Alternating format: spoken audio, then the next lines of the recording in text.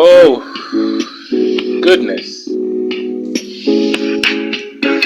What up, amazing people? Wagwan, me brother Wagwan, me Shadis. It's Lord Mickey. It's Talk with the Lord, and we are back up on another episode. I want to say a very big thank you, as usual, for locking in with me and listening to today's episode. It's a very big privilege to be the one who speaks and you listen and engage. Alright, so I am in Zaria, city of Zaria in Kaduna State, Nigeria at the moment, and that is why I am titling this episode the Zaria edition. And I really do not have something bogus to talk about today as, per topic, than for me to just really check up on you guys and how you're doing, how things are going with you, basically, how the country has been treating you, how you've been surviving, how you've been coping, how you currently are. Of course, I'm extending this care to everyone all around the world who's probably going to listen to the sound of my voice right now. But I am majorly focusing on Nigeria because so much is going on in the country at the moment, economically, most especially.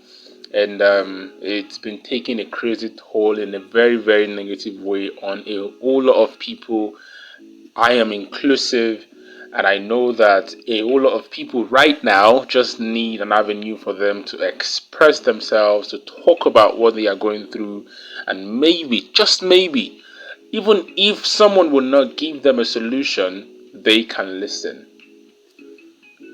I really need someone I can rant to and just tell all the shaggies, all the problems, all the indabas I've been having to deal with, in the most recent of times, especially since 2024 kicked off. Um, the economic state of things just, uh, nobody really knows the best way to describe it than it going from bad to worse. And if there's anything beyond worse, it keeps going there. It's like we don't even know the direction it's taking any longer.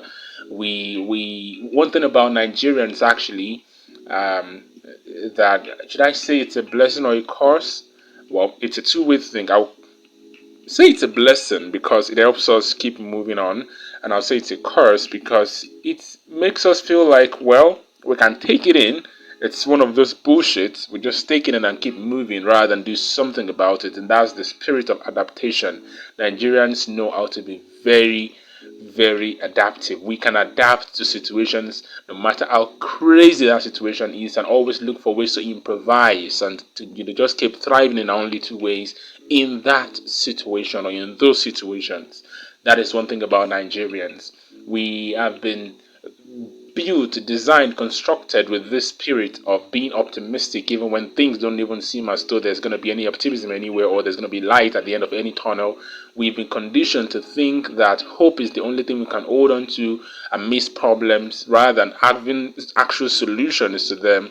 And we are very, very creative people that no matter how crazy that situation we find ourselves is, we still find a way to navigate our way around it, improvise, and it's just like you're having a barrage of flood. You can't move, you can't go anywhere. The flood is crazy, and there is really not much you can do about the flooding. Than Nigerians think of let me get a boat, let me create a canoe, let me create something that can help me move from one end to the other, rather than how can I dry up this water? How can we come together to ensure that there is proper drainage system so this water doesn't really keep logging around us and ruining and spoiling things or damaging things for us? Nigerians will think of how they can stay afloat, literally and figuratively, in that situation. We are very creative people. We just love to adapt. Love to adapt? Well. So yeah, the Zaria edition, this particular episode is just to check up on you guys to know how you're doing. I really, really hope you're fine. How have you been coping with the economic state of things at the most recent of times? How have you been coping with money? How have you been dealing with your life? What state do you think you are in at the moment? Right now, if you were to describe the state you are in economically, how would you describe it? I find it very, very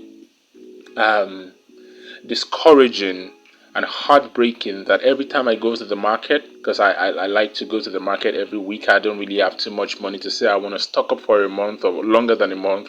So it's a weekly thing for me, right? And that makes me very conversant with the state of things in the market, current prices of goods and services in the market.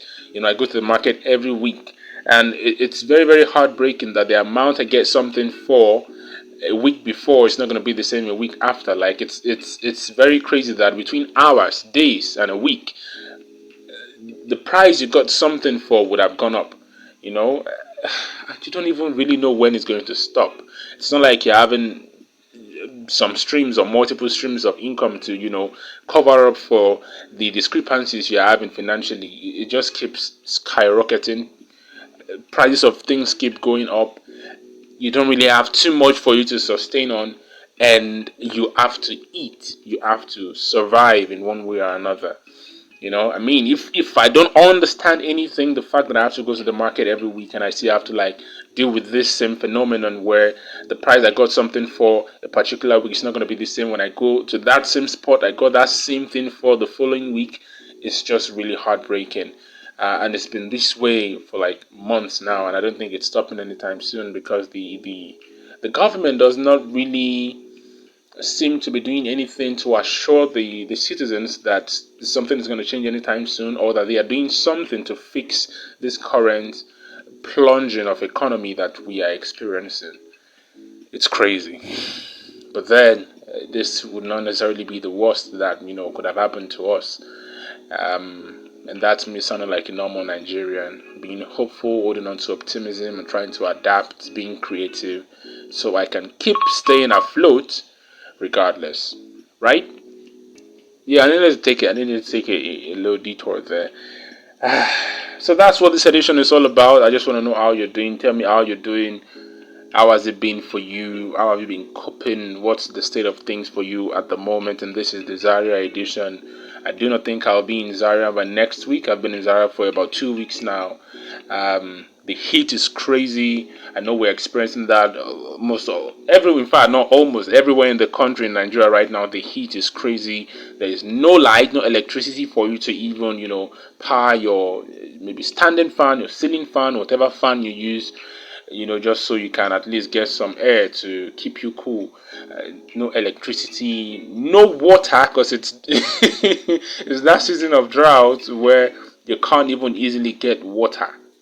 Yeah, price of things in the market, everything is just not really working right now in Nigeria. Everything is not really working for us in Nigeria, from the government to the economy to the weather.